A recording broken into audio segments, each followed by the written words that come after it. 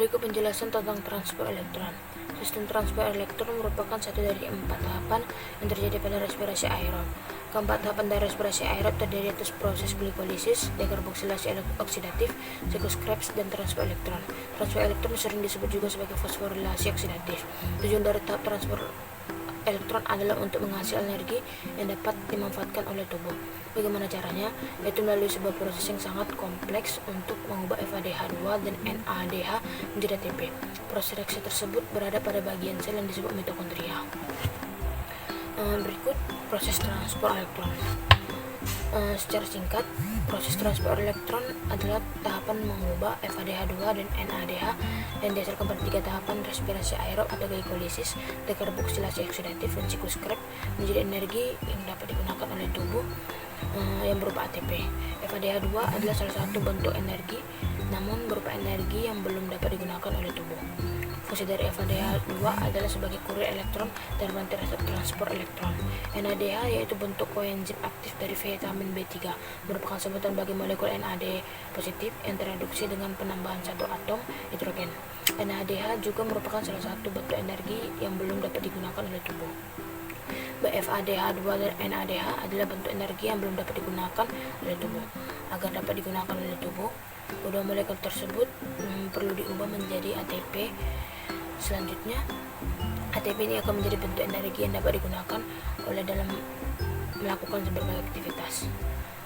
Perubahan FADH2 dan NADH terjadi pada tahapan transport elektron respirasi aerob. Ada 2 molekul yang diubah menjadi ATP pada tahapan transport elektron, yaitu FADH2 dan NADH. Pada perubahannya kedua, molekul tersebut menjadi ATP terdapat sedikit perbedaan dari prosesnya. Pengubahan NADH menjadi ATP. Proses yang terjadi pada tahapan transport elektron diawali dari NADH diuraikan menjadi NADH positif yang membawa elektron hasil dari reaksi makan masuk ke kompleks protein 1 kemudian dikirim ke koenzim Q. Saat elektron melewati kompleks protein 1 akan dikeluarkan satu atom hidrogen. Elektron dari koenzim Q dibawa melewati kompleks protein 3 ke sitokrom C. Saat melewati kompleks protein 3 akan dikeluarkan satu atom hidrogen. Kemudian dari sitokrom C, elektron akan dibawa ke matriks mitokondria melalui kompleks protein 4. Saat elektron melewati kompleks protein 4 akan mengeluarkan satu atom hidrogen lagi. Setiap ion hidrogen yang dihasilkan akan dibawa masuk ke dalam matriks mitokondria melewati ATP fase. Setiap satu atom hidrogen yang masuk akan mengubah satu ATP menjadi satu ATP. Kemudian elektron akan bereaksi dengan ion hidrogen dan ditangkap oleh oksigen dan menghasilkan molekul air atau H2O. Oksigen berperan sebagai akseptor elektron atau penangkap elektron terakhir. Jumlah ion hidrogen yang dikeluarkan berjumlah 3, sehingga akan membentuk 3 ATP untuk setiap perubahan satu molekul NADH. Pada akhirnya, untuk setiap satu NADH menghasilkan 3 ATP. Berikut pengubahan FADH2 menjadi ATP. Pertama, FADH2 diuraikan menjadi FAD positif, kemudian elektron masuk ke kompleks protein 2, kemudian ke koenzim Q, dan berikutnya ke sitokrom C. Saat melewati kompleks protein 3, dikeluarkan satu ion hidrogen. Berikutnya, elektron dari sitokrom C dibawa ke matriks mitokondria melalui kompleks protein 4. Pada saat melewati kompleks protein 4, juga dikeluarkan satu atom hidrogen. Setiap atom hidrogen yang terbentuk kemudian akan masuk ke ATP fase yang mengubah ADP menjadi ATP. Selanjutnya, elektron akan bereaksi dengan ion H positif dan ditangkap oksigen menghasilkan H2O. Jumlah ion hidrogen yang dikeluarkan berjumlah 2 untuk setiap satu molekul FADH2.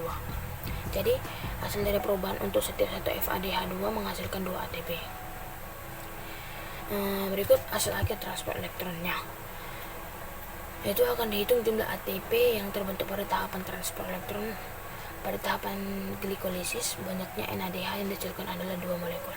Tahapan dekarboksilasi oksidatif menghasilkan 2 NADH, sedangkan pada siklus Krebs molekul yang dihasilkan adalah 6 NADH dan 2 FADH2. Jadi, total NADH yang dihasilkan sebanyak 10 molekul dan FADH2 yang dihasilkan sebanyak 2 molekul. Pada bahasan proses transport elektron respirasi aerob di atas, didapat kesimpulan bahwa untuk setiap satu NADH menghasilkan 3 ATP dan setiap satu FADH2 menghasilkan 2 ATP, sehingga energi yang dihasilkan akan setara dengan 10 NADH sama dengan 30 ATP, 2 FADH2 sama dengan 4 ATP. Jadi seluruh ATP yang dihasilkan pada tahapan transfer elektron adalah 34 ATP. Selain ATP, pada proses transfer elektron juga dihasilkan 6 molekul air atau H2O. Jadi hasil akhir dari tahapan transfer elektron respirasi aerob adalah 34 ATP dan 6 H2O. Demikianlah ulasan materi mengenai transfer elektron. Terima kasih.